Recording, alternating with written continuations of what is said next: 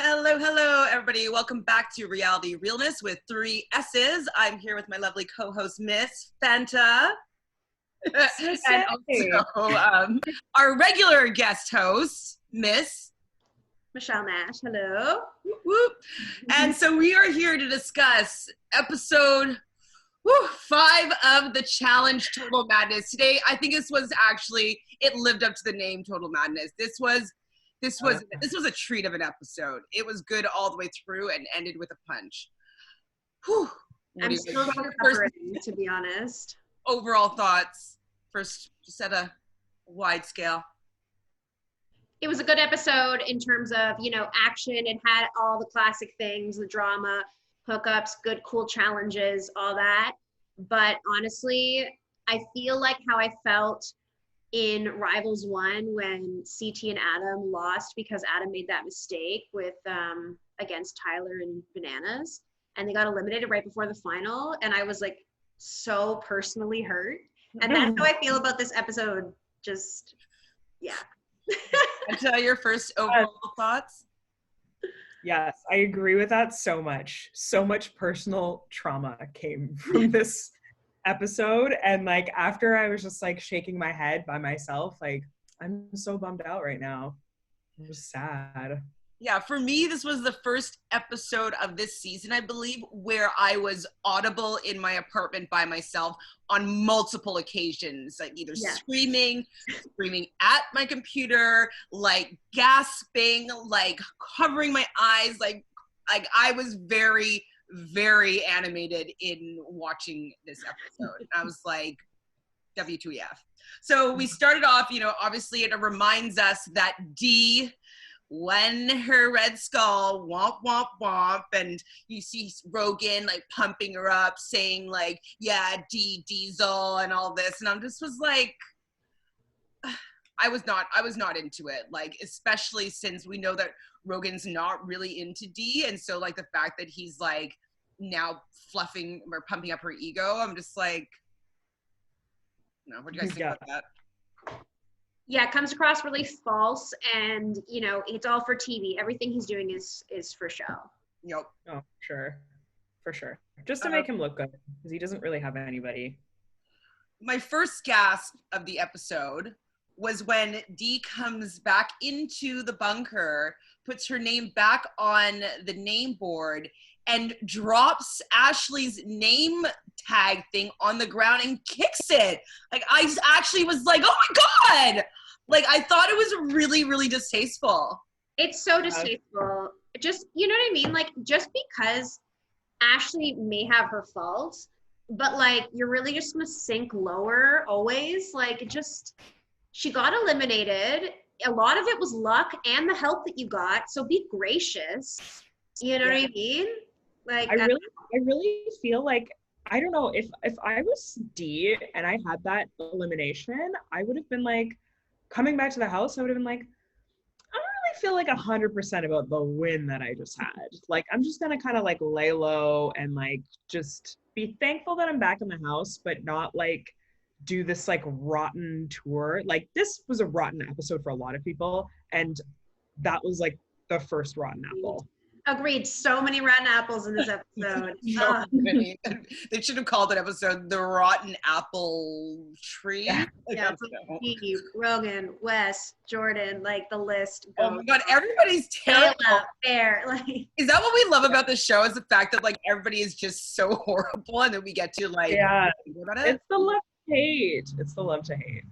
Yeah. I didn't want Dee to like at least act like that. I totally agree with you, Fanta. Like, if you're going to kind of be gifted a win here, like, I don't know if she's acting that way just for TV or if she doesn't want people to like want to go against her now because she's so tough, like everybody's scared of her to go and face her in elimination. Like, I don't know what it is, but I don't like it. And it just kind of reinforces, like, I keep on being like, maybe I'm being too hard on Dee. Like, Fanta and I last week basically bitched about her for an hour and 45 minutes.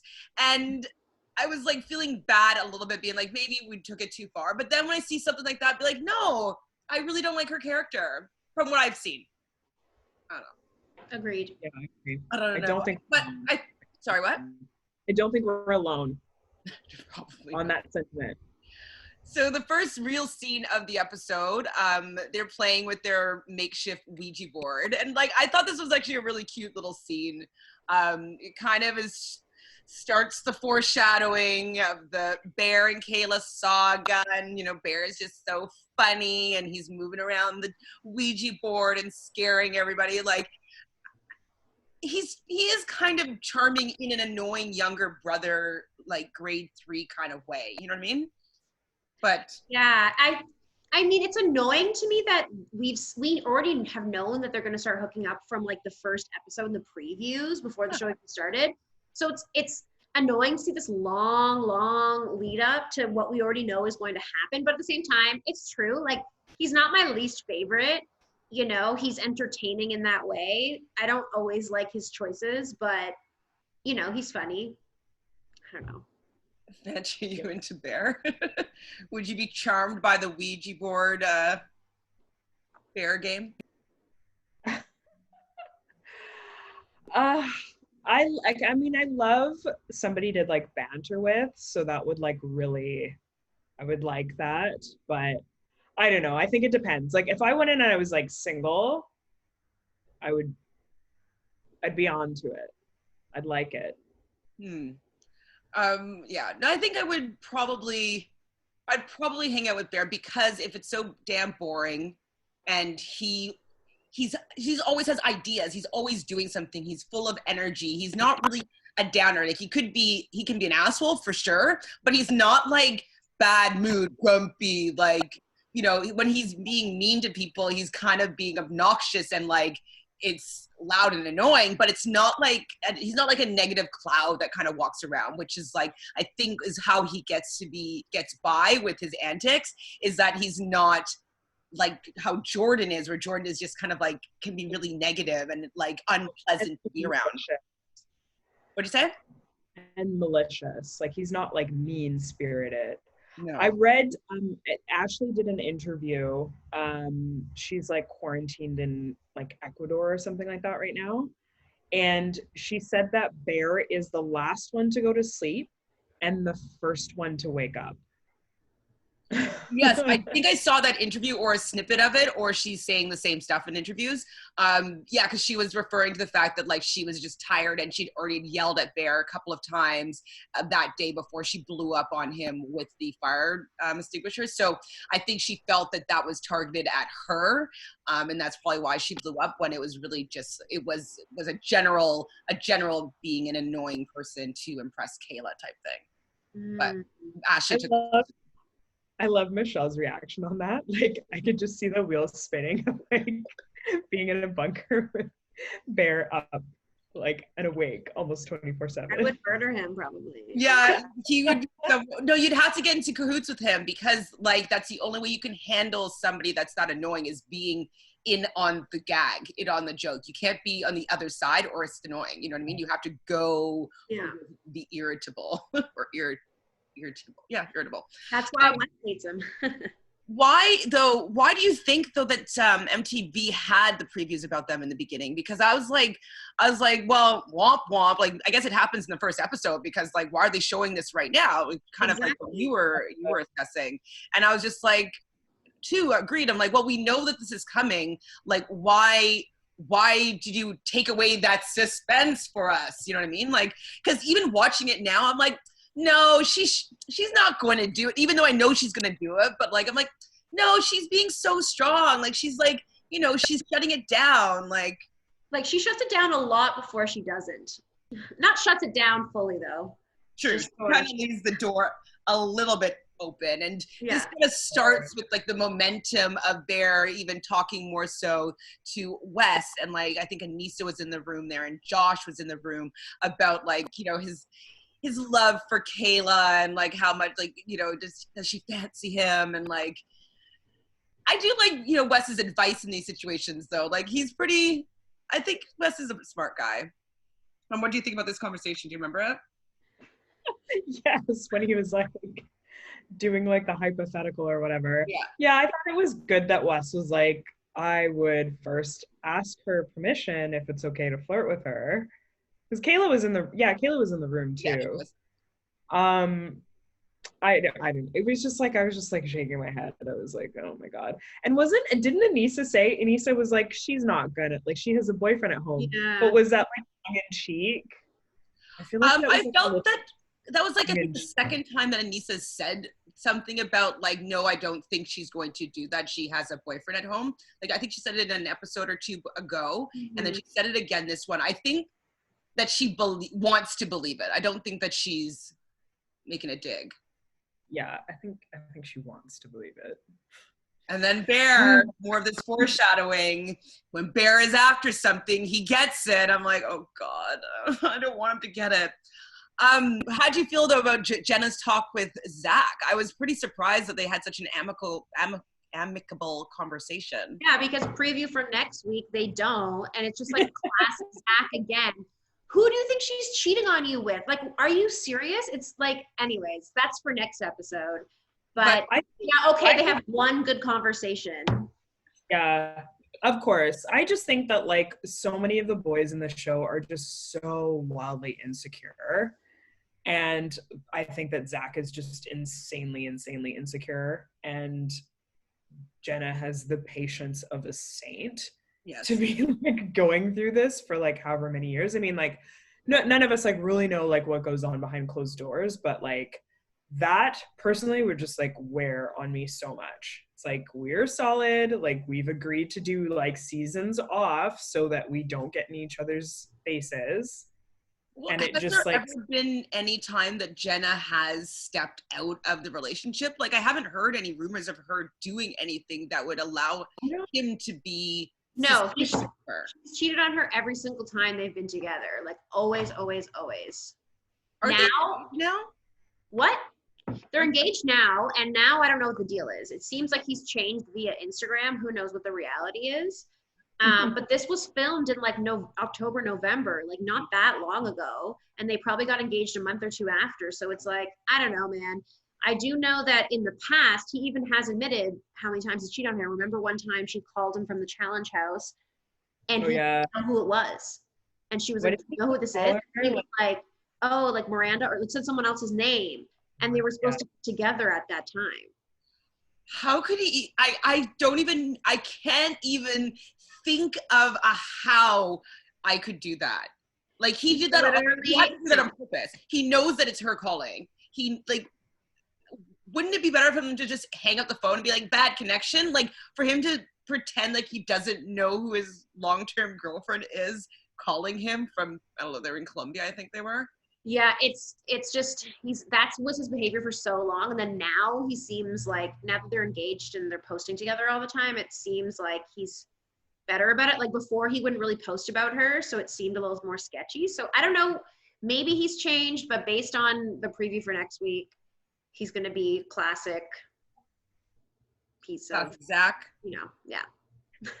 So next up is our first introduction to this episode of Rogan wanting to get his red skull from Jay. He wants to get it from Jay. It has to be Jay because Jay kissed my girl. And I'm like, he doesn't care about D. And it's that was my first like the inception of me being so frustrated with him this episode, or angry, or like loathsome, like everything negative. Join us.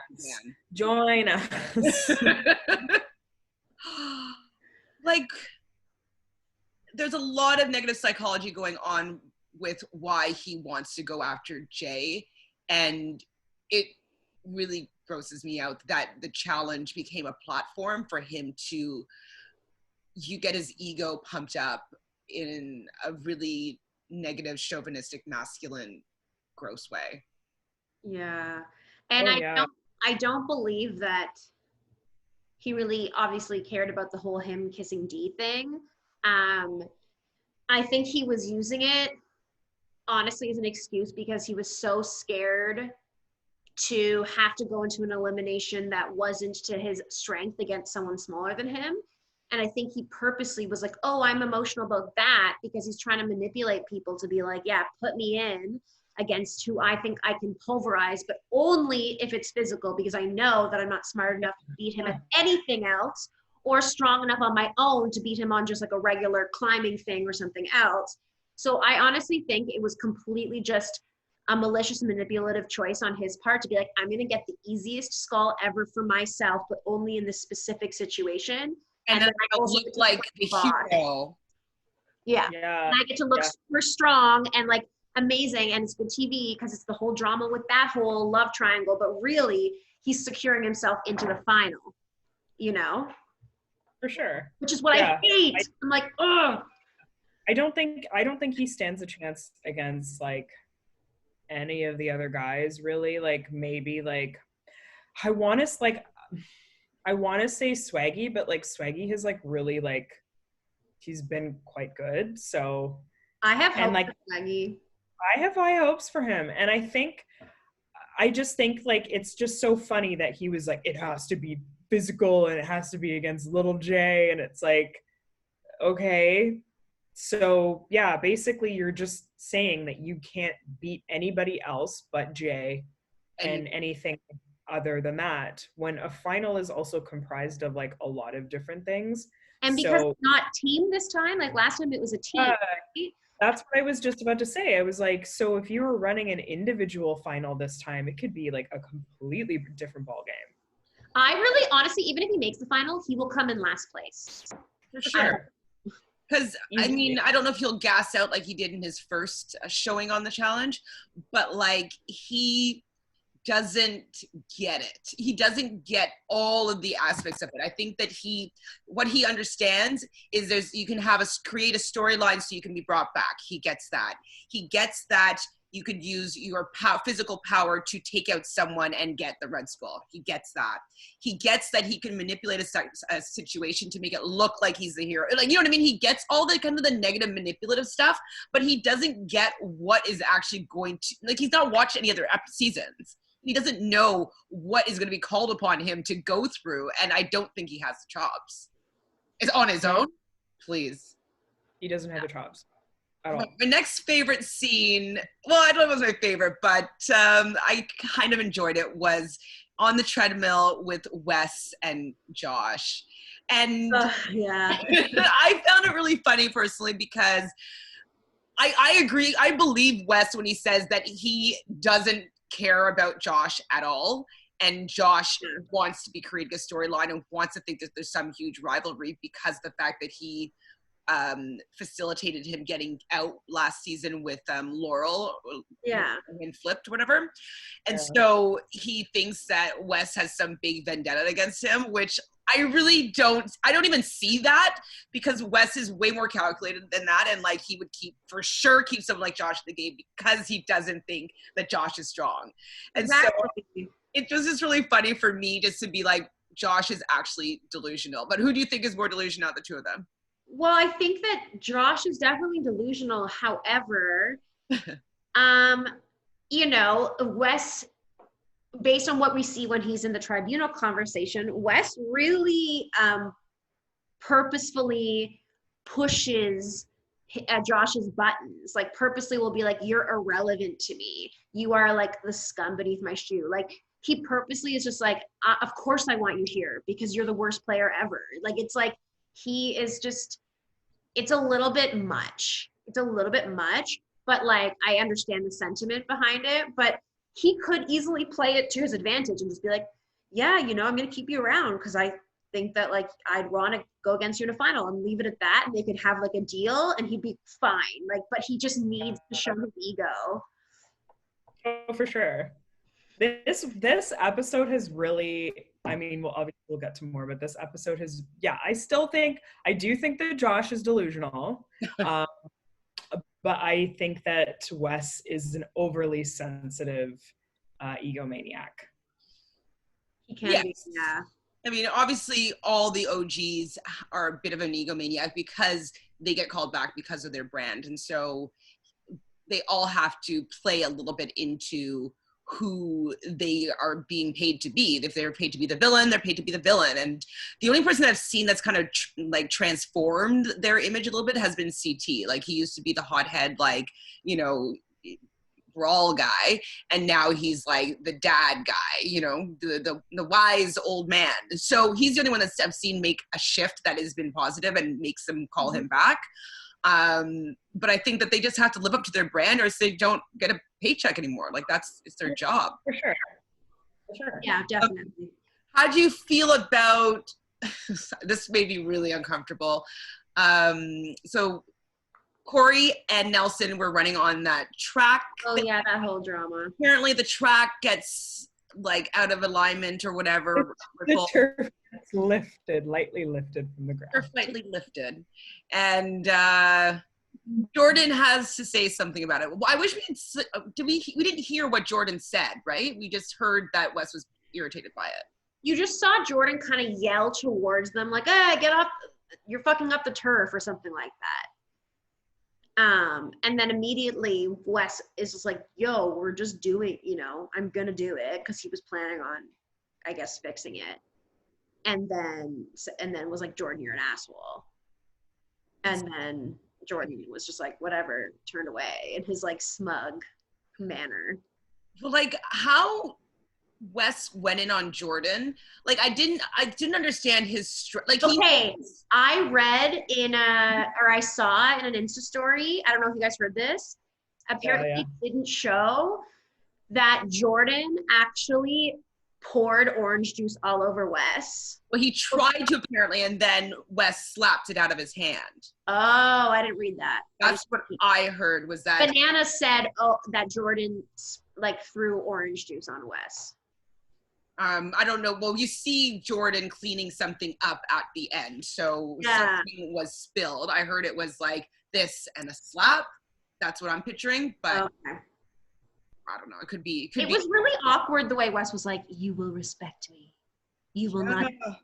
Yeah, because he was. You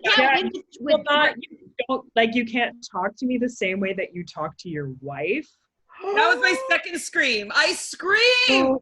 That was no one number 3. Ugh, that was nasty. Screamed. Yeah, I was just like, I know how Wes is, and I know how he plays, and I usually support his negative nastiness. Like in a sense, like I get it, but I was kind of like, I don't think Tori deserves to be treated like that. Like whether or not it's even true or not, for him to say that is saying that she also puts up with being kind of abused. And I don't think that it was fair for him to be suggesting that of Tori, because I don't feel that it's true at all. I think that we have never seen proof of anything to do with him being a certain way to her. We've seen him be an asshole to many other people though, but like to make that assumption.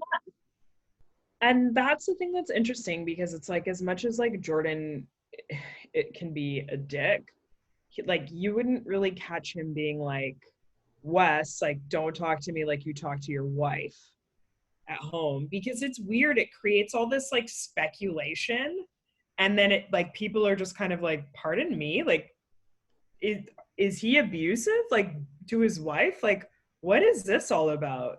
Yeah, and something else going on.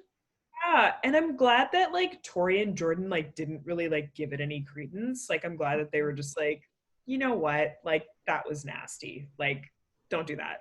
And that's what makes me feel as though like that's a thought that I had. That's what made me feel as though like Wes is like overly sensitive, and I think that peeks out from his like dictator persona that he has, because I really saw that he was like super upset, and he came up to Jordan and was like, "You can't talk to me that way, like you have to give me respect," and that sort of thing. And I was like, why do you care so much? I think the reason why he did the low blow about Tori was because Jordan was holding the giant sausage in his face. I think that was so emasculating in his opinion, that he was just like so angry by it, and Denise even called out like, you know, how could you be taking this situation seriously with a giant sausage being wagged in your face. But I think that he felt that was really offensive. I think that that's where I think that was his low blow from Jordan that made him have an emotional reaction, kind of like what you're saying, Fanta. And that's where the blow up that was like uncalled for came from. Yeah, and I think the difference is like someone like Bananas, who I've always stand Wes more than Bananas, but Bananas in that situation would have laughed at the sausage in a condescending way and walked away and said some comment and left. Like Wes is letting it, he's more vulnerable and letting it like affect him way more. Well, even Bananas was sitting on the sidelines with Bear and somebody else and like was like, I'm staying out of this. Like, I know that he's like supposed to be my undercover partner, but like I'm staying out of this one. And so he knows better than to get into this like a volatile. Especially with Jordan, like we saw his fight with Turbo. Like we're like not necessary to get in a fight with Jordan. But Wes did say though now that Jordan and Tori are his biggest rivals in the game. So I guess this is all. Well, is that what's going to come to a head? Is it going to be Jordan and Wes that is going to go head to head, or is it going to be Bananas and Wes that's going to come head to head from remember the preview a long time ago, TJ? Oh yeah. I think it's definitely like that combination for sure. Like something within that combination for sure. I don't think it's going to be Jordan and Wes, just because like. The thing that we have to remember is like TJ's like not really privy to the drama. Like I think they kind of like give him the rundown, but he just doesn't care. So I don't think he's gonna like make a like TJ decision to be like, this is something that I want to see like based off of drama that's going on in the house. Right. Yeah, it'll depend on what happens in the upcoming challenges and stuff too, right? I think so. Yeah, maybe there'll be some fighting or Jordan. But yeah, like if things happen like within the challenge and stuff, I don't know, who knows. Well, I think this whole little thing with Jordan too, I was kind of like, oh, Jordan has been so quiet for the last couple episodes. He kind of faded in the background. I was like, oh, he's grown up a little bit. Like he's not being such a hothead. Okay, he might do pretty well. And then like this episode happened, and I'm like, oh, he's still who he is. And then I was also thinking, I'm like, I really hope that he's always a lot better with Tori, because I really do think that Tori deserves someone great, and I really hope that he's I think he is. I think they're very happy together. But I mean, as always, like none of us really know the truth, but they seem very good for each other. Please because and she always talks about how he's very different when he's on the show than in real life. Yeah, like how he's on the show, and she remembers, she's like, oh yeah, I didn't like you when I first met you on the show because you get so like hot-headed and stuff in the game. So I think his personality probably changes a lot when he's not in the game. I hope so. And he also has tons of money outside the game too. Like, you know, yeah, $500,000 like just to play around with his clothing line. They make their songs and stuff. Like they probably do have a pretty good life, and they don't have to worry about someone like Wes like asking them for respect. So I thought this was really kind of a nice little convo between Jenna and Kayla, because you don't really see the girl bonds that much anymore. Like the Lavender ladies aren't around, so you're not seeing these girl gangs like, you know, supporting each other. I mean, I've always had best girlfriends, so like I like seeing these types of relationships, and I know it just showed to me that like they probably do have a good relationship outside of the house. So Jenna was talking to Kayla about Bear and the Bear situation. And Kayla was shutting it down. Nice. Go ahead. I was just going to say Jenna was being nice and smart about it, and was like, I just want you to know how it's going to be perceived, and like how it could be perceived. Like, just be careful. Like, she's warning her in like a nice, you know, real way. And I wrote down at that moment that, everything seems to be foreshadowing shattering relationships. Oh, yeah. That was definitely like the bubbling before the storm. Yes. It's all going to be bad. Like this conversation is going to be nothing like for both of them. You know what I mean? She's like, I love my boyfriend. I love my boyfriend too. It was like how they ended that little scene. Like, oh God. I think I did. I think I had a good cackle after that scene. Just like, okay. Yeah. So the next scene, I liked this actually. I was pretty surprised that Wes is still so strong about his relationship with Dee. And so they were sitting kind of on the couch and they're doing a little bit of a strategy talk and stuff like that. And they seemed to still be, I don't know, they're able to communicate in a decent way. And it made, in my opinion, Dee looked a little bit smart. But Dee was just saying that she doesn't give a fuck about Jordan. And they are considering now throwing in Jordan every single chance they get. And I was thinking, I'm like, this is actually a pretty decent strategy. I mean, obviously, Dee pointed out that if people get a hold of this plan, they might turn it against you, for sure. That could possibly happen. But it could be good to use somebody strong to start getting people out, that you like stronger people out. So, okay, we're always going to be throwing in Jordan. Let's throw Jordan in up against someone that I don't feel like beating or running a final with, and just making him take everybody out.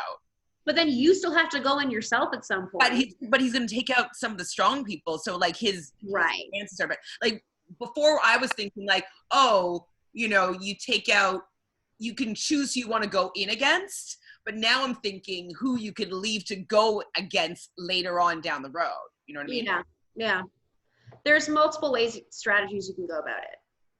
I like this one in the sense, I guess it's because I don't like Jordan. I don't like Wes in this episode, but I like that he is trying to screw over Jordan. Yeah. Make Jordan work for it. Emotionally, but doing it nonetheless. Say again? Yeah. Emotionally, like this is a very like emotional fueled decision.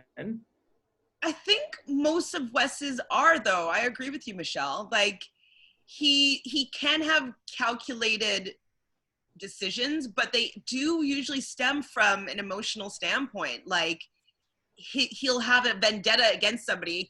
He could make it strategic, but it's always stemmed from an emotional dislike for somebody. You know what I mean? Yeah. Like that's the interesting. Sorry to cut you off. That's the interesting thing though, because it's like he tries to come from a place that makes him appear like he's not like that. Right. Which is so funny because I was like, watching this episode yesterday, I was like, wow, like you're so emotional right now. He is. He must be a Cancer. He must be a sign. Cancer, Sun, Moon, and Rising. I'm actually going to look this up and see. I'm going to look at his astrology. Yeah, you should make a chart. Yeah, I've been studying astrology since I've been in lockdown, and it's getting so much more specific that like I need to look at his chart. He must have a lot of water in his chart. So the competition is Bomb Squad, and I ended up being really disappointed by this competition. I was like, when they showed it, I'm like, oh, car on the side, like, oh, and it has a puzzle, oh, and it has like kind of second half puzzle, and it has some running. Like, this is a very challenge, and it's good, and I think it's winnable, and it could really show people, you know, doing well. And womp womp. Such a womp. Yeah. Well, I mean, what they had to do. Only 3 teams. Yeah. Basically, what happened is that they had to. There was 4 people on each team. 4? 6. Yeah. There's 4 people on each team. First player is going to go into this car that's sideways. They crawl out. They're on a walkie-talkie, and they relay the numbers to person number 2 from like little math equations that are on top of a car. I think it was a car that they're moving past in this sideways rolling car, if that made any sense. And so they're relaying all these numbers to the person in the second position. That person in the second position solves this math equation that was really simple. And they take that number, they run to the third person who has the numbers correlating to colored rods. They take the colored rods in the particular order, give them to the relay person, and that person relays those 3 colored rods to where they inserted for the bomb to go off, the detonator. Seems really easy. Honestly, I felt really sad for Jay because he obviously went first. He didn't get to really get his bearings in enough time to figure out where to look. So that really sucked. Yeah, I felt bad about that. Shout out to Corey being a complete idiot as always and not being able to find those holes. I was literally yelling at my screen. I was like, I think I yelled. Corey! Come on, dude. You can't even win a final. Yeah. Were they separated? It worries me that he has kids, plural. Yeah. I'll just put that there. A little bit. I mean, at least he has some money, so like at least he can provide education through others. But so with that competition though, I felt bad that they couldn't go back and get the numbers again or something like that. You know what I mean? Because like it seemed what the issue was is hearing what the people were saying. Like, yes, Jay messed up because he didn't see. They should have been able to go around again. Exactly. Like they should have looped it around a couple of times. Like, I don't think that they should have been DQ'd at that moment. I think that there should have been a way for them to at least get those numbers. Like, I don't know, take a time penalty, but still be able to complete it because they didn't even have a chance because they didn't hear the number 85. I know. Yeah, on like a shitty walkie-talkie. Like, it didn't seem like a great plan overall. Yeah. And like Bear is obviously, he's just always joking around. So like, he probably could have maybe heard it if he was just paying attention better, but I don't know. I feel like there was a flaw in the competition, the fact that the first two teams weren't able to do it. And so what I was going to ask though, could the teams that hadn't go yet see the number? Like, were they able to see what was going on? Because I thought about that too, but I think that they were just like in separate areas. Okay. So I think the people who like completed it were probably like in one area, and the people who like hadn't gone yet. Why do you think then they improved? No, because when Jay was going, it showed Bananas looking over being like, oh, they're on, the numbers are on top of the thing, not on the thing. Like not on the truck. They couldn't even see the numbers, but they couldn't see what the number was, but you could see that there was something on top from where they were standing. Because he said it as soon as Jay missed the first one, they were laughing about it. Yeah. So it was definitely a huge advantage to go later. Fanta has been putting on her tinfoil hat as of last week, saying that Bananas usually goes last or later on in a competition she thinks to ensure that he wins. And whenever he goes earlier on in these things, he loses. So they purposely do that so that he can choose when he wants to win and lose? Or I don't know if it's that, but I think he just like has like a deal with like the producers or something. And it's for sure he has like sway. Like I'm not doing the whole. He might not have cared whether he won this competition or not. Yeah, I don't know. Or he probably didn't. You know what? He probably didn't. Maybe he said like, "Oh, I don't need to go last in this one. It looks pretty easy. Like I'll read the numbers." Like, and he probably I really think he like has that deal. Like chooses where he goes in the lineup. I think so. Well, because in the old days, the people got to choose like the winners from the week before, got to choose the order and stuff. But they don't really do that anymore. I miss that. I miss that, and I miss people picking teams.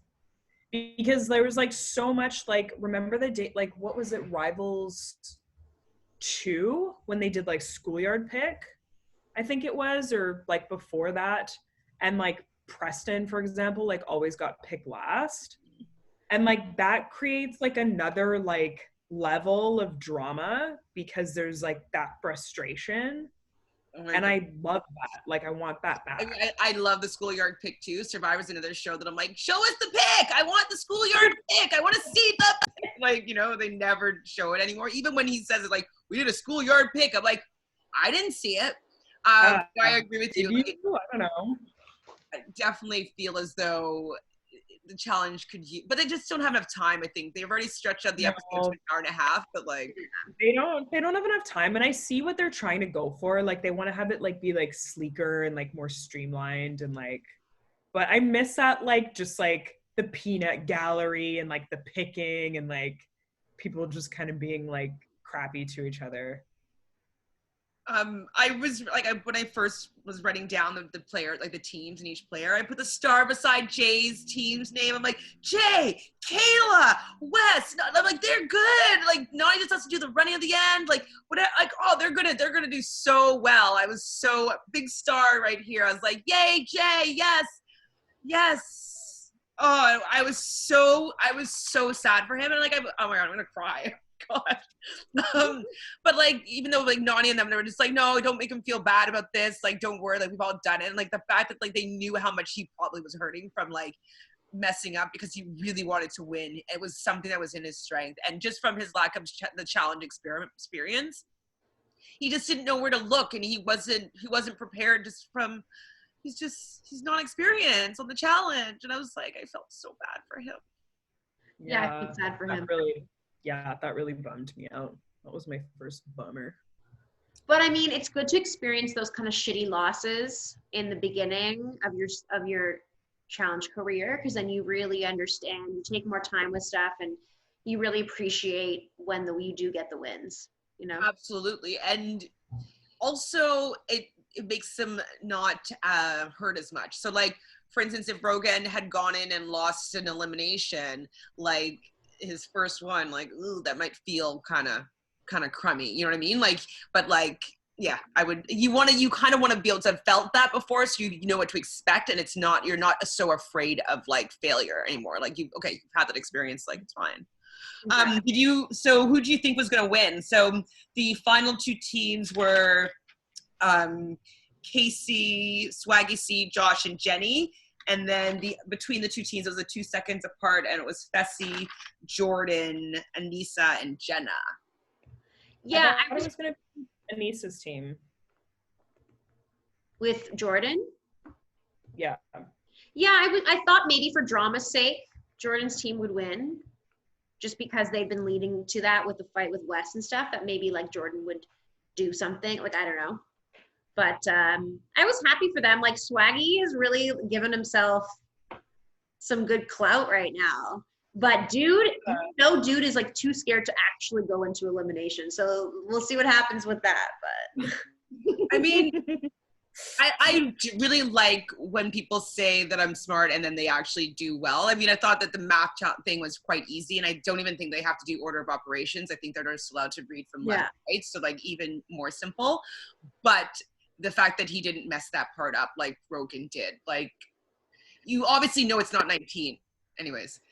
So yeah, no, I agree with you guys though too. Like I actually thought it was gonna be Jordan that was gonna win, just because like I thought that the producers or the editors were gonna take Josh down a notch. You know what I mean? Because like you're coming after Wes, like, oh, we're gonna show you that like you're not that good, you know? But I was wrong. The 2 seconds were in favor of Swaggy C, Casey, Josh, and Jenny. I mean, Jenny's on that team. She's so strong, so they had a strong team.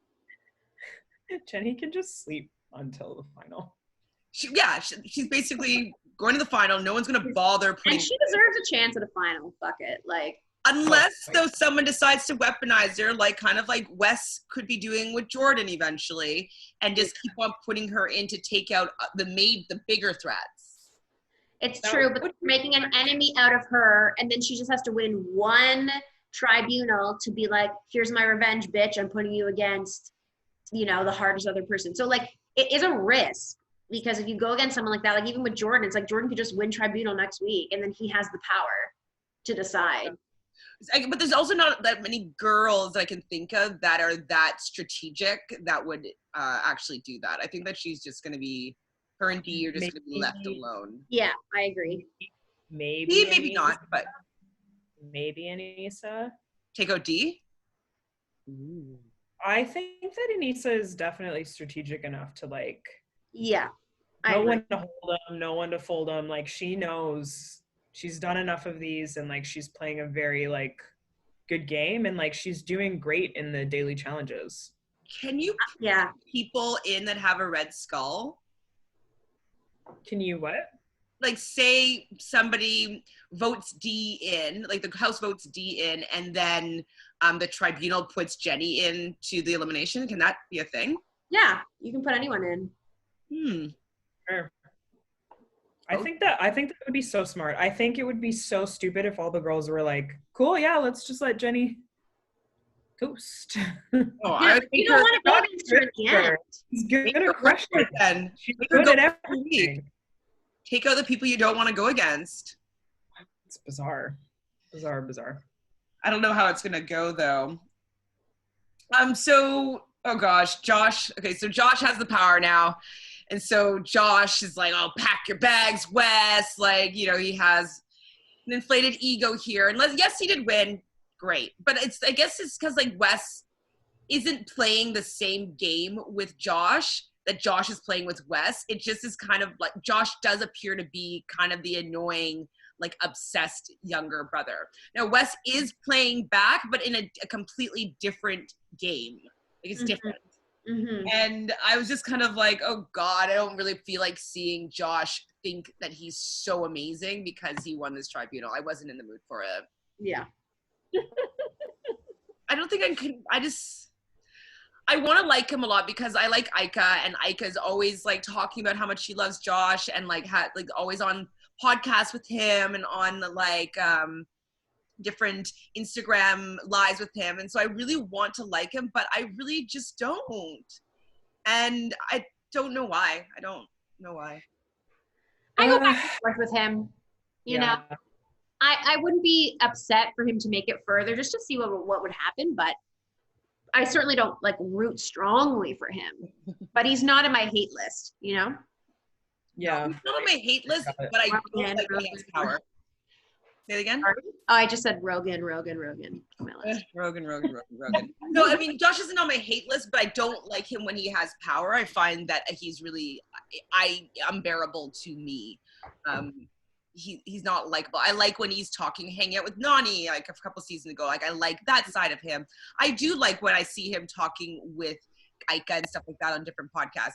But in this game, the storylines that he makes himself a part of, I just don't like that character that he brings out. Like when he was scheming with Laurel to take out Wes, I just was like, I just didn't feel like icky. Felt icky. But Wes says it reeks of jealousy, and TJ says he smells it. So I was like, TJ. That was so good. It's so good when TJ like says something. But he agreed. He agreed. Yeah, it's so. He's like, watch out, Weston. It's like you do understand that like they want to go into eliminations, right? Like, it's literally like, yes, okay, bring me down there. Exactly, and like he probably wouldn't have minded going against Jay in that particular situation. No, like at all. He definitely wouldn't have been as awful to him as Rogan. Oh, I know. Oh boy. So Jay and Jenna are sitting on the couch, and like I was really surprised. Well, she didn't do that good of a job, but Jay seemed to believe when Jenna said like, "Oh, I haven't heard your name," and Jay thinks that it's gonna be Wes instead, and Jenna's in confessional, just like, no, it's gonna be Jay. And I thought it was interesting because she kind of plays a little bit dumb sometimes, and she hasn't been having that many confessionals this season. That like, it doesn't seem like she knows what's going on, but she seems like she does. Mm-hmm. Yeah, just she's so non-threatening. Like, yeah, if I was a girl, I'd be like, yeah, exactly. Like friends. I'd want to bring her to the end because she won't eat anything gross for that long. She doesn't have, like, she can't heavy lift. Like, she's never going to be the number one winner. No. Is this a tribunal right now? What's going on? Oh, not yet. Oh, so what happens now is Bananas is giving Wes a little pep talk about playing possum, and that Wes is not playing possum. And Nani walks in and like susses out the situation. So is it really that big of a secret, or like is she just playing some camera time or not? That's something that's so weird. I'm like, isn't this like basic information? Like, doesn't everybody already know this, that they're like working together? I don't think people really actually last week. Yeah. It must be pretty obvious. It seems pretty, I mean, I know they're showing us what they want us to see, but like, even just the fact that they haven't been going against each other really, and that whole vote last episode, like, it seems pretty obvious that the two of them are at least not going against each other. Yeah, they've had a handshake on something. Like, I would, if after that, like, vote where we're rested and vote Bananas, I would be like, and then I would start going to people like, hey, do you guys notice this? And also, wouldn't Nani be privy to this information? Like, isn't she in like an alliance always with Bananas? They're like exes. Well, he sort of has like things, you know, like she'll have his back. That's the way Nani is. Nani doesn't have like alliances. She's just like, okay, these are the people I'll have their back. And this is my like second tier of people I'll have their back. And then there's the people I just don't care about. But she's on to them. So I wonder if she's going to, I hope that people start talking about it at least. I want to hear people's opinions about the two of them. Because maybe that's how they both get put into the ring. You know what I mean? Yeah. Like, well, if they're like working together, let's tear them apart. Let's put them both in. True. Right? Yes. Be smart. People need to start playing smart.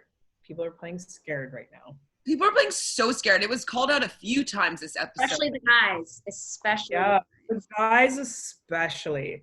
You just see, like, when it comes time to, like, guys' elimination day, like, every guy is just, like, hiding and, like, Nelson. What? Why am I?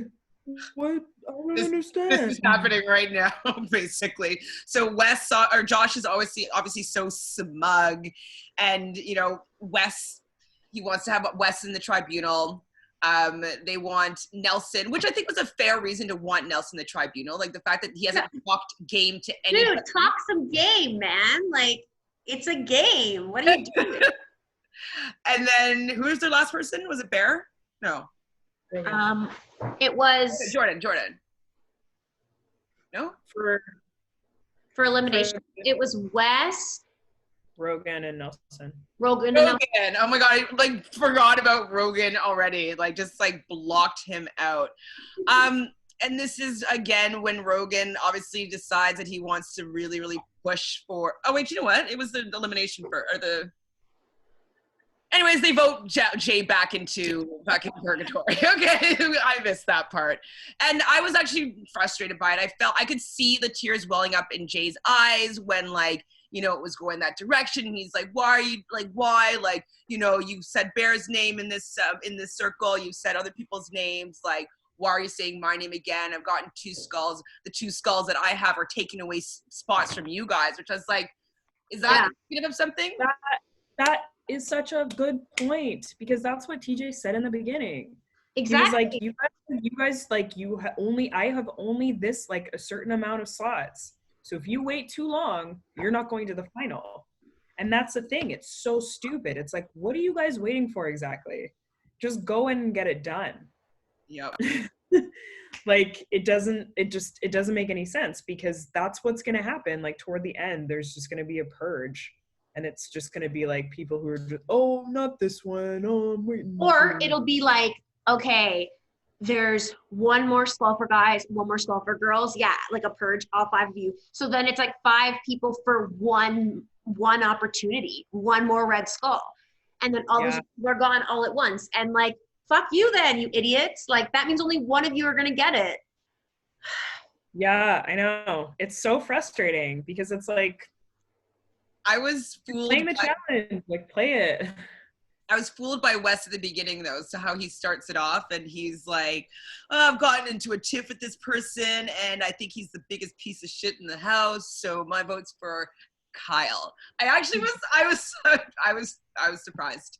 I did think that he was going to say Jordan just like go for it. But Banana's charm worked on Wes, and he started off with the Kyle thing, burn a vote, even though Kyle said that burn votes are going to be taken seriously. Do you think he meant that?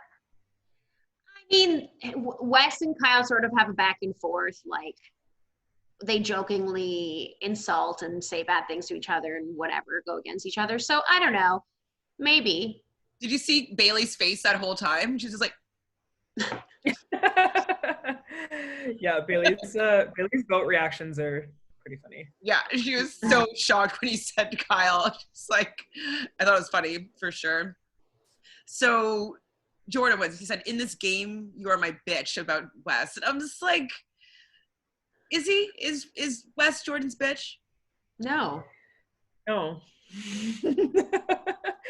It's just no, but like, and you also can't say stuff like that with that haircut. I felt he looked like Luigi from Super Mario Brothers. Like if he had like the hat, because he was wearing, I think he was wearing overalls. Yeah. That's all I could see. I'm like, oh my God, put on the hat and you're a Super Mario Brother for sure. Like, can't take you seriously for sure. This is where I wrote down, I'm like, he's been so quiet all the past few episodes. I was beginning to like him. And then I wrote, was, and it's like X through. So yeah, pretty much everybody wrote. So Nelson voted for Bear. Rogan obviously votes for Jay because Bear is his best friend in the house and he makes him laugh. Bear. Wait, okay, before you continue. Okay, so okay, no, sorry. Okay, when you're gonna talk about Dee's vote, I have something. I don't know if I wrote it down. I think I got tired of being like, when she said, she said Jay. Yeah, she was like, so yeah, I'm gonna vote for Jay, which rotten apple. You were such a disgusting person. Like you roped him into your stupid little triangle thing, and then you throw him back down there. Yuck.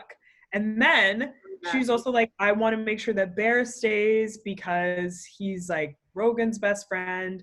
And if he's gone, like he's going to be in a bad mood, which means I'm going to be in a bad mood. And I was like, am I missing something? Like, are they dating? Like, I remember that for sure. Like, still dating. And it's didn't she say that she loves him? Yeah. It's such an eye roll. It's honestly just like I don't. No, I 100% was like, I was so mad because she just like sat back and she's like, my vote for Jay. But it's the same thing as how she voted against Ashley and was like, I can't trust you anymore. When it's like, what do you mean? Yeah, exactly. Like, trust yourself. Guys had an alliance. It's the same thing as when she was going against Tori and Jordan for that first one and put Jenny in. It was like, why are you doing this stupid stuff? And these are the people that are going to be in the final. Her. Probably Rogan. So yeah, Jay's going in. I don't know, most people pretty much voted for Jay. I stopped writing it down at one point because I was just so sad for him. His eyes, tears are welling up in his eyes. He's pissed off. He puts his name on the board, like swaggy though, and he was really pissed that Jay was going in. And like I felt for that whole like little duo. Like they are coming in as rookies, and like I get that. I'm always like, rookies, prove yourself. And I do think that Jay has proven himself to at least be able to have a week where he doesn't go in. I think that maybe there's other rookies that need to prove himself. Like Swaggy could go in there. Like he has been in the tribunal now twice, so like he hasn't really had the opportunity to go in.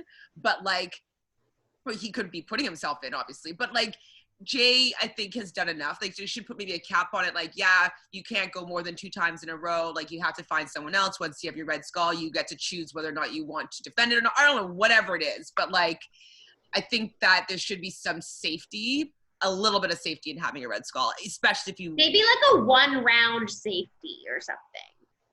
Like you get the skull, you can't go in the next men's elimination, but then you can again.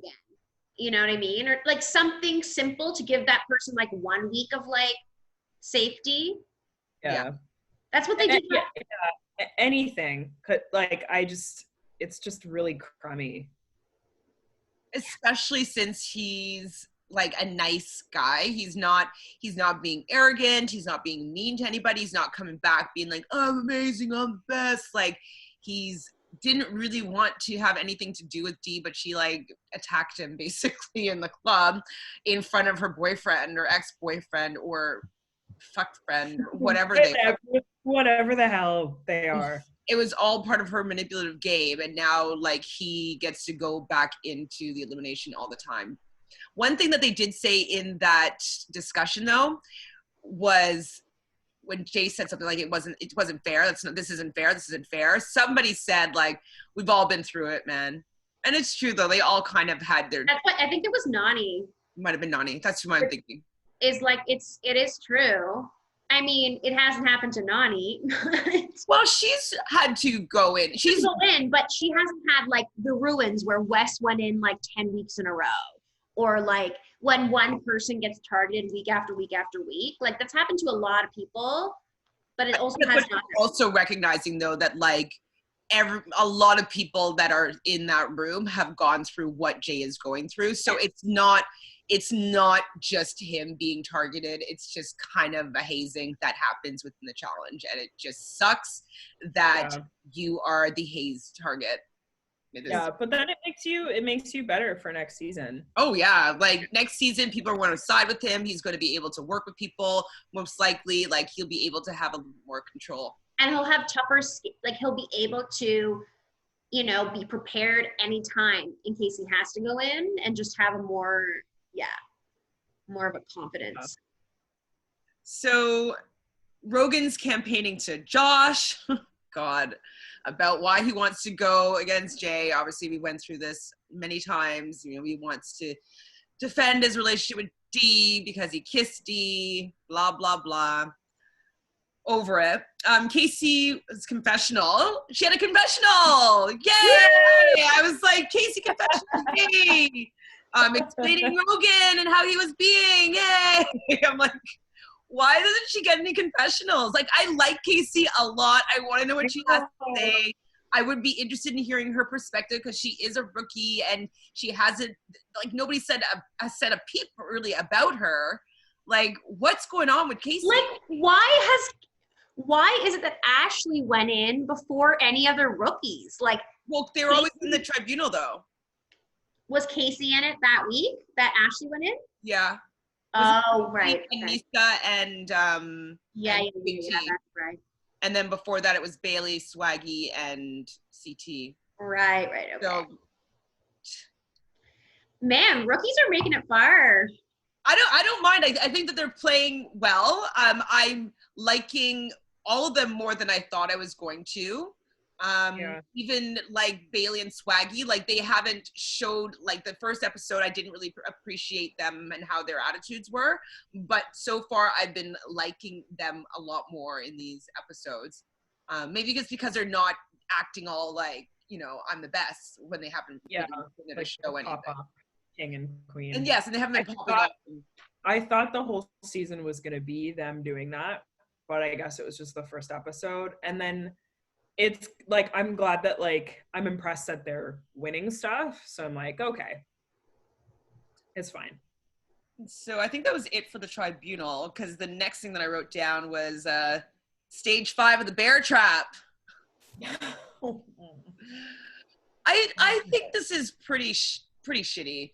Like, if someone's in a relationship, and like I understand that it happens at times when people fall for somebody when they're in a relationship, they aren't able to break it off, and you know, things happen timing wise that you would prefer it not to happen. But because we know so well that Bear does not care, monogamy has never been anything that he was interested in.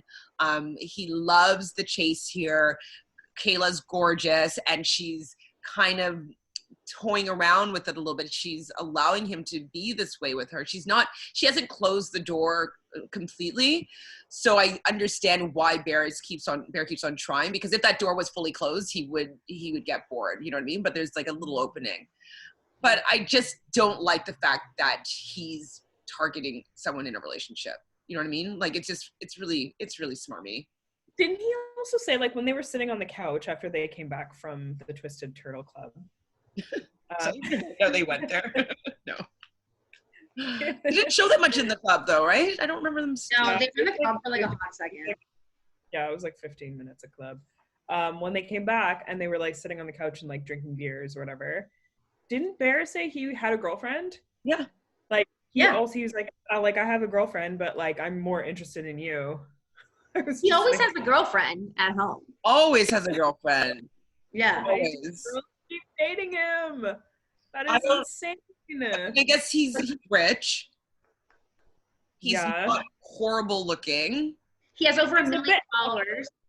Yes, he's a bit fun. He's fun. He's famous.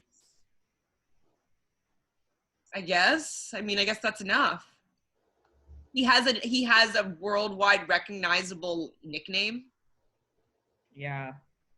Like, everybody knows who you're talking about if you're talking about Bear. If you're in the reality television kind of world, you know who Bear is.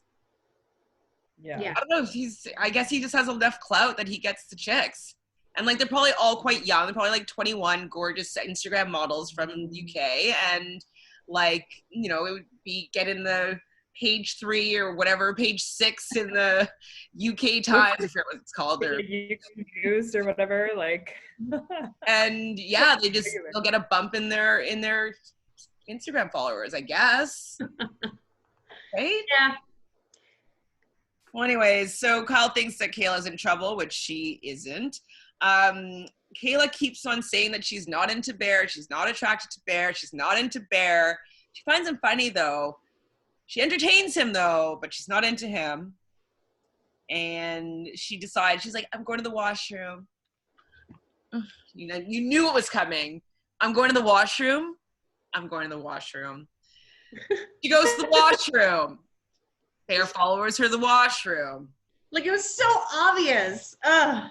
And Bear kissed it, or Kayla kind of kissed him, but they kissed in the bathroom. And Kayla seems to have a little confessional saying that she didn't think there was any cameras in there to capture. She thought if she was being sneaky, but then as she walks out, because remember as she walks out, she's like, oh, so thought the camera was out there. But then when they were like, oh, is he a good kisser? She's like, oh, fuck. And then when she walked into the camera, she's like coming out of the washroom. So did she think there was only handheld cameras in there? Maybe. I mean, I don't know. Yeah. But it was like above. It was like at the... Like, maybe she thought that like they were kind of hidden because they were like slightly hidden, you know? Yeah. Anyways, Kayla said that she was worn down and she succumbed, and the last thing she said before the kiss is, "You're seducing me," which I don't find what he does sexy, but he got the kiss, and we'll see how this leads. It's not going to end well, as we know, but it happened. Mm-hmm. So I guess now is the actual tribunal, but we've already talked about everything there. Yeah. Rogan is such a loser. I hate that he wants to go against Jay. I hate that he only wants to go against him in like some sort of headbanger so he can just crush him. And that was just grossing me out so much. I'm just like, this is not what the challenge is. It's not about like hurting somebody. Like, it's not, I don't know. It's not, what's it called? What is it called that fighting when they're wrestling, but they're really aggressive? Okay. MMA. It's not an MMA fight where they just like want to demolish the other person. You know what I mean? Like, these are more strategy kind of games, and like Jay could easily win even these brawls by having smarts about it. You know what I mean? But anyways, I was so angry. But that's the thing that I love about Jay is like he's not afraid at all, and he was like, "Why does it have to be a physical one? Like, why can't it be anything else? Like, yes, I am aware that you are 2 times my size, but I just beat CT. So why does it have to be a physical one? Mm-hmm. Like, you're scared." Exactly, and Jay can tell that like he just wants to beat him down. Like, it's just it's so weirdly barbaric. It's like so little man syndrome. It's like, dude, like, I don't even like, I'm not interested in D. Like, we don't have beef. We don't have beef is the key, actually. No beef. There's no beef free. So true. Swaggy calls out too that Josh isn't playing smart here. The fact that he's playing into Wes, with Wes like basically saying that you're shitty at this game. I don't find you a threat. I want you in the final. I'm never going after you. And that he's just playing into his hands. And the fact that Swaggy sussed that out so quickly, I was like, smart. Yeah. I mean, Swaggy was a day trader after all. So I love that he had to throw that. I don't love, but like he had to throw that in. You know, he could do like grade 4. I know, I was like, look at you now. Yeah, no, it's probably grade 4 math actually. Yeah. Grade 4, maybe grade 3. Grade 3, you do like prime numbers and stuff like that. No, not grade 4. I think that's like grade 5, grade 6. No. Like the math equations that they did. Yeah. in this, it's like grade 5, grade 6. No way. Yeah, I have trauma. I have personal trauma. I remember exactly what age I was. That like the whole equations. Okay, whole equations, maybe, but they weren't doing it order of operations. So it just became basic math, which was 85 divided by 5 plus 10 divided by 2 or whatever minus 7. Like it was. Maybe we were slow in Alberta. I don't know what to tell you. So I'm not trying to say anything about your intelligence level or what you learned in school, but I remember learning. I was doing multiplication in grade 3 for sure. I talked about this with someone yesterday. It's like, but I am a math person and I loved math, so that could be a thing. Because I used to play Number Munchers. This was what I was talking about yesterday. So Number Munchers was a game where you would do math equations and like you'd say it like the equation was on the top. It would be like 27 minus 3, and you'd have to find all the equations and munch them up with like the Pac-Man type thing that equaled that number. And so like they had just different combinations of different things. Sometimes it was multiplication, sometimes it was this, sometimes it was that. And I played that in grade 3 for sure. But I loved it. I was a math champion. I love math. Math's the best. My dad would have loved to have you as a daughter instead of I used to compete in math, and my mom reminded me of that. She's like, yeah, I used to compete for Canada in math. You're an athlete.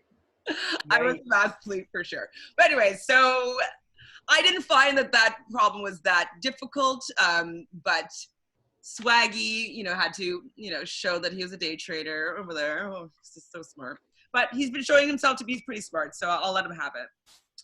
Yeah. So Jay calls everybody out basically of the challenge, saying this is the challenge of cowards, which I have to agree with him so far. Nobody's really nobody's beat him. So at this point, it is nobody else wants to go in. He's just the only one going in and taking everybody out because everybody's scared. So it is the guys, anyways, the challenge of cowards for sure.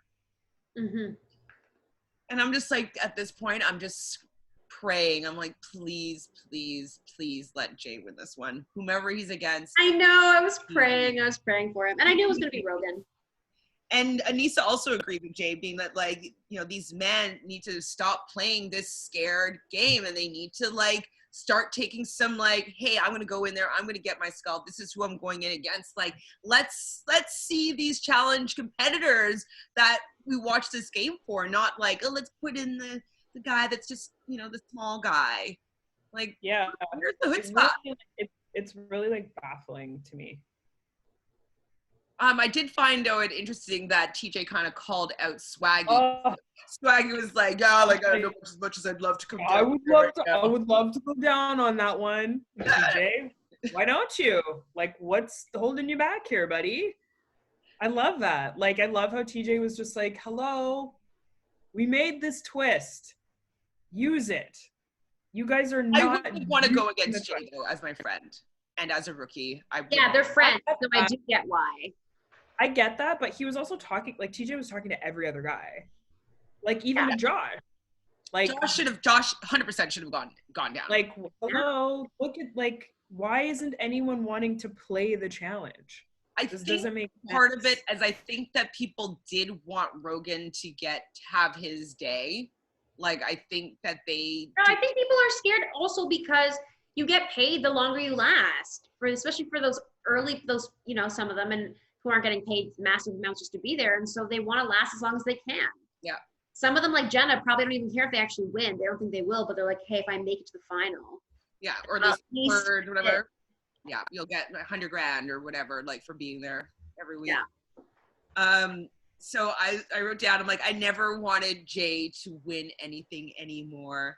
I know. Because Rogan gets called to go down and he's pumped. And it's one of those typical, challenge eliminator battles where, you have what are they called? Those fire garbage cans? I don't know what they're called. Anyways, those things you're supposed to throw, like, battle against someone and get their ball in this barrel thing. They up the ante because this ball was going to be a fireball, so they're kind of geared up in a fire protective suit. And the competition begins. And I guess Jay was doing like a kind of like a deke out, whatever, but he wasn't fast enough. And Rogan basically clipped him, picked him up in this motion, body slams him to the ground, and makes sure that he stuffs his hand on his head into the ground and gets up. And Jay looks like he broke a body part. And that was my official third scream. Actually, I screamed when Kayla and Bear kissed, but my fourth scream in. And that gets 10 rotten apples in my scale. So foul. It was disgusting. Like, just how like smug and just like happy he was. It was just completely unnecessary. Like, you didn't need to like literally body slam somebody and then use your body weight to like lift off of them. Like, it was such overkill. It was such overkill. He was already out of the circle when he smashed his face into the thing. He didn't need to. Like, in my mind, I thought, okay, Jay, try the first time, because you get 3 times every turn. I was like, just in my mind, I'm like, just try throwing it immediately, high up, and just see how far you can get it, right? Because then maybe you don't have to have a funnel it up. You can just throw and see. And then maybe then you can run around to get the ball, and he's faster than Rogan. Exactly. And like, yeah. But when he paused for a moment, I was like, oh, fuck. Like, Rogan's obviously going to pummel him at this point. I didn't realize how bad it was going to be. But I honestly think even if Jay had thrown it and the ball was in his hands, Rogan would have done the same fucking thing to him, so that he wouldn't have had to do any other rounds. 100%. So I don't think that honestly didn't matter what Jay did. Yeah, Rogan went down there and he was like red. He was like, I just want to like rip him from limb to limb and just like. Well, and he was talking about how he came from like a rugby background, so like, you know, this is he's born for this type thing. And yeah, and it's like, that's like not, these are 2 different games, sir. Like, you're not playing rugby here. I don't know, like, how could Rogan have done this better? You know what I mean? Like, because he did what he intended on doing. Like, he wanted to to take him down and like win this fight, whatever. Like, is he not supposed to do it as harshly? Sorry, what he should be doing is focusing on the ball and not on him. Okay. So what he should be doing is grabbing the ball from Jay and getting the ball out of the circle. Then that point is null. That turn is done. Like, if he wanted to be showy, he could have taken a page from CT's book and literally just like picked up Jay, flung him over his back, and walked outside of the circle and then put him down. Do you know what? You were both right. I couldn't figure out why, because I'm like, whatever not whatever, but like they just made contact. But no, you're right. The intention was what was malicious and what was poor sportsmanship, because he was no longer playing the game and doing what the intentions of the game were, which is, as you're saying, put the ball into the bin or get the ball out of the circle. His intention was to hurt this man, and that's where I have the problem. Okay, I just was like, I don't know, what's wrong? Like, what's wrong with this? Like, why do I hate it so much? And like, it's the intention behind actions. This elimination has been done so many times in the challenge. Name how many times somebody has like picked somebody out of and like body slammed them and potentially broken a limb. That's crazy. I know. And now we're going to have to wait till next week to watch him like try to get up. Probably will be like, I gotta do it. Get up, try again, get even more hurt. And then no, I don't think he's well, it looked like he was starting to get up, and then TJ kind of was walking over, and TJ looked shook. Like, yeah, because people were saying that like his arm was like it didn't look good. And first of all, I hate the cliffhanger. I think everybody well, you just watch an hour and a half and you're gonna leave me with a cliffhanger. So like, I was like the whole week I'm gonna be wondering. And an obvious cliffhanger. Like, it's obvious Jay is not going to be able to accomplish this at this point. There's no way. What if though a disqualification on bad sportsmanship? They won't. I wish they would. I was about to say that. I was like, I wish they would, because with the intent there, that's the crux of the situation, is the intent. It's not like it was like an accident, like when Chet went versus like Frank or whatever that time, and he like busted his, not Frank, but busted his chin open. Like that wasn't intentional. That was like the similar challenge, but that wasn't intentional. It just happened by accident. And the thing too is that they were all apologetic after, right? Like, oh my God, right? And Rogan just like, look at what I did. And I'm just like, ew. Like also took the ball and like just like tossed it like near him, and I was like, stop. Why are you doing this? He just wanted to like embarrass him. Yeah, that was really horrible. And do you know that Rogan made his Instagram profile private? He did? Yeah, after this episode. Really? Yeah, because I think like people were like, I mean, obviously, like everybody was like super pissed. It isn't on mine right now. It isn't? I looked at it last night and it was his regular one or like his MTV one? His Rogue Snaps. I don't follow him. But, I don't follow him either. It's Rogue Snaps. Like ROGUE Snaps. But I watched his story and his on Twitter and stuff, based on how gloaty he's being, there's no way he gets disqualified.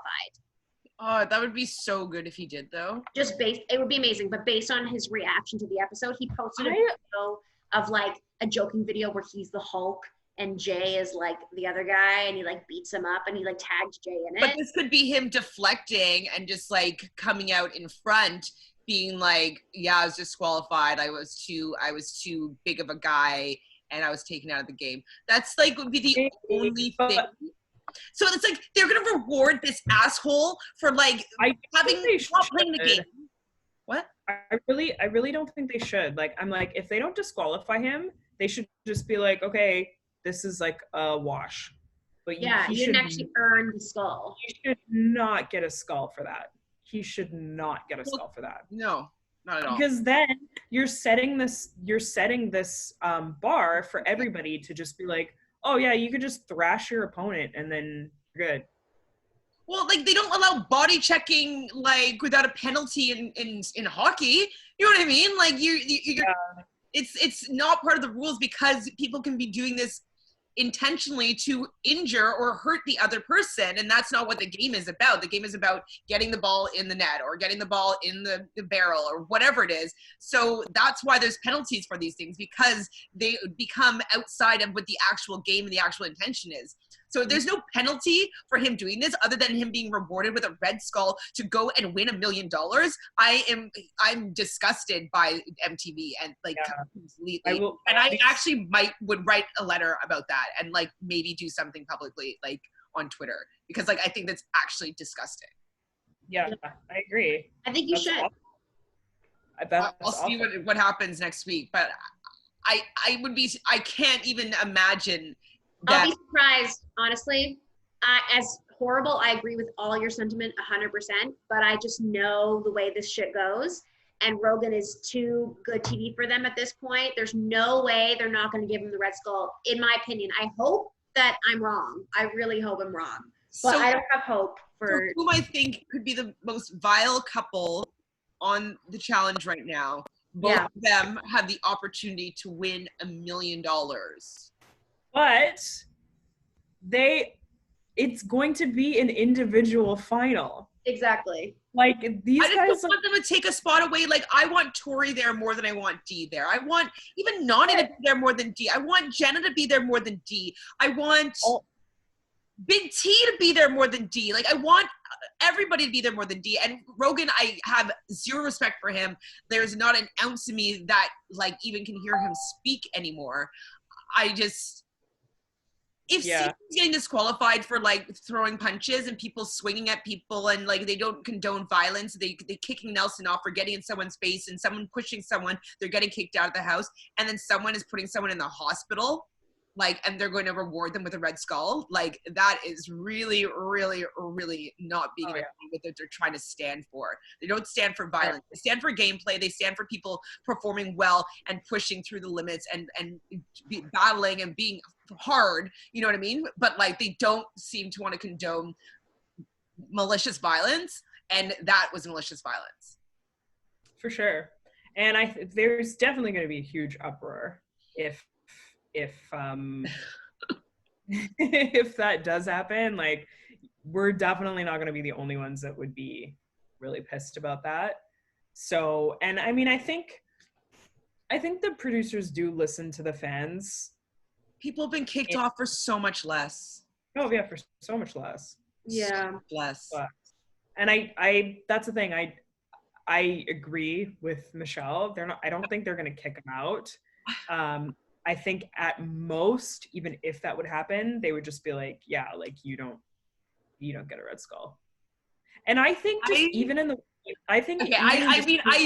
totally know where you two both are coming from, and like I can see that perspective, but I'm going to take the other side and be like, hey, maybe MTV wants to prove a point here and play like we are the heroes in this situation and we're really going to do right. Maybe they'll take that side because, like, you know, they've already had a few challenges, like the challenge where Nelson goes into the water and has to go to the hospital. Like, they're not trying to kill people, you know what I mean? And they're trying to have it be about like hard gameplay. So maybe they will do the shock. Maybe that's why it's a to be continued, because it's going to be a shock that they actually are going to do something about it. Chantele, so optimistic. You're really optimistic, Queen.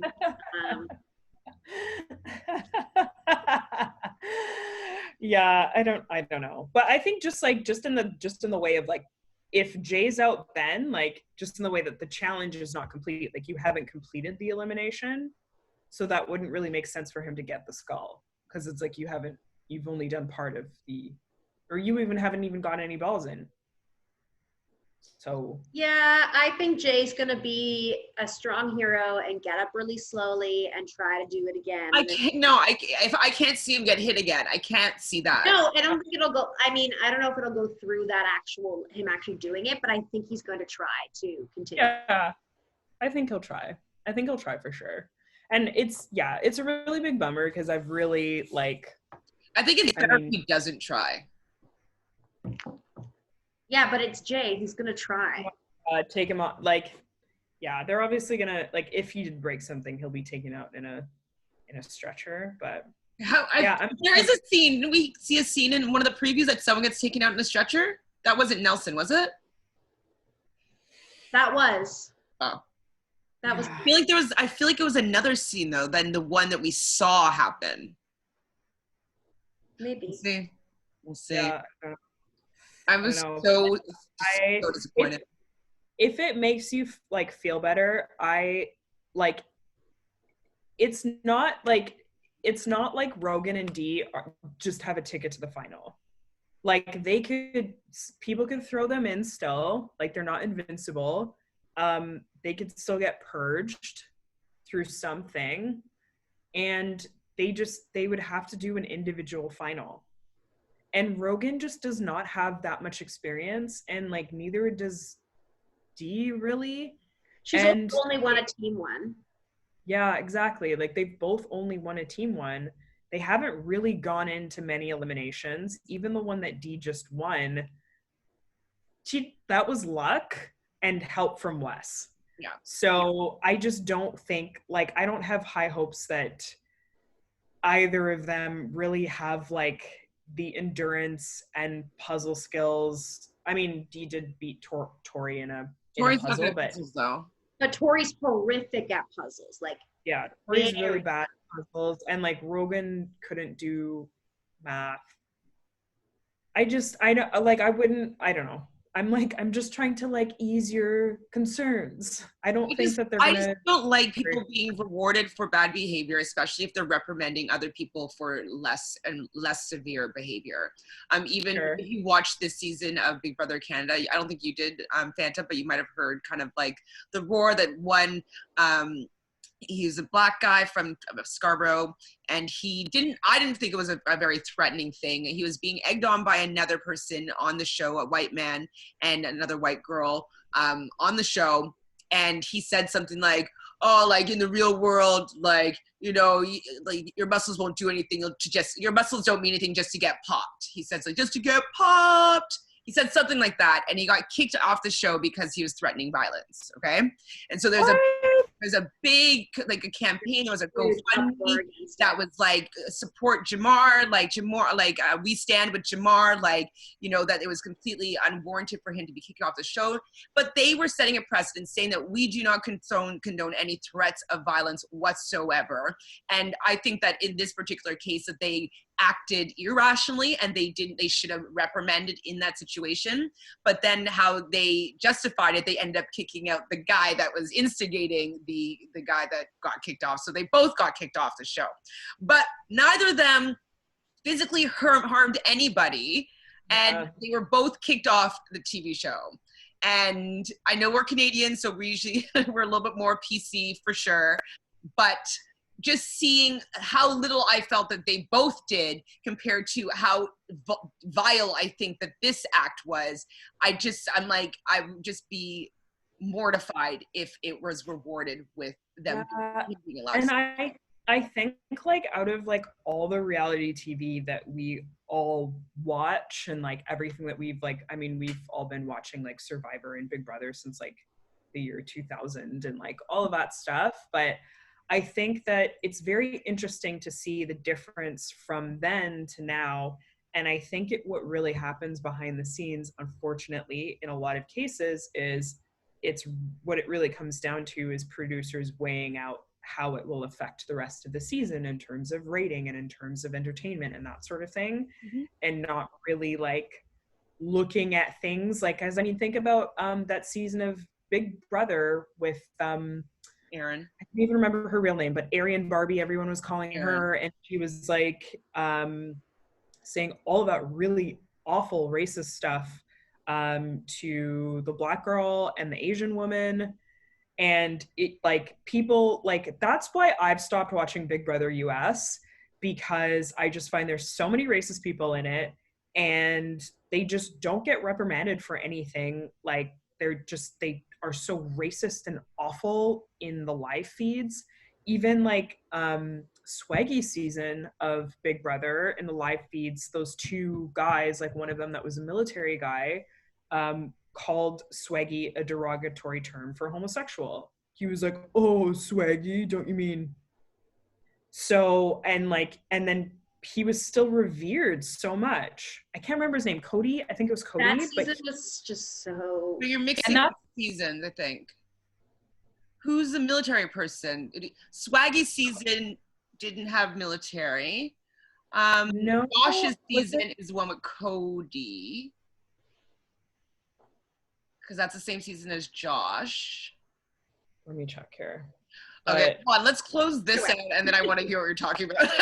Like we're like talking about Big Brother now, but like the whole point is that I would be really disappointed in MTV if they're not going to reprimand him in a way like that just shows that like just because you want to have like a headbanger and you want to go head to head against somebody because you think you can beat them, like it doesn't mean to take the integrity out of the game. In my opinion, it means that you use your strength and your intelligence to win the game, not hurt a human being. And yeah, and that's my problem. Yeah, work within the parameters of like what it is, but I don't really have high hopes because producers are the ones that run the rig. I'm praying for it. I'm gonna pray for it, guys. Like I'm praying for it. Like I'm praying. This was a very great episode. Obviously, it instilled a lot of emotions in me and both of you too. It was, I mean, I still obviously love it, enjoyed it. Like, I love being taken on that ride. I love having a lot of opinions about all these characters that are on my screen. And like, I really do enjoy it. Even though if it seems like we don't enjoy it, it's like we love it. We love to analyze and talk about it.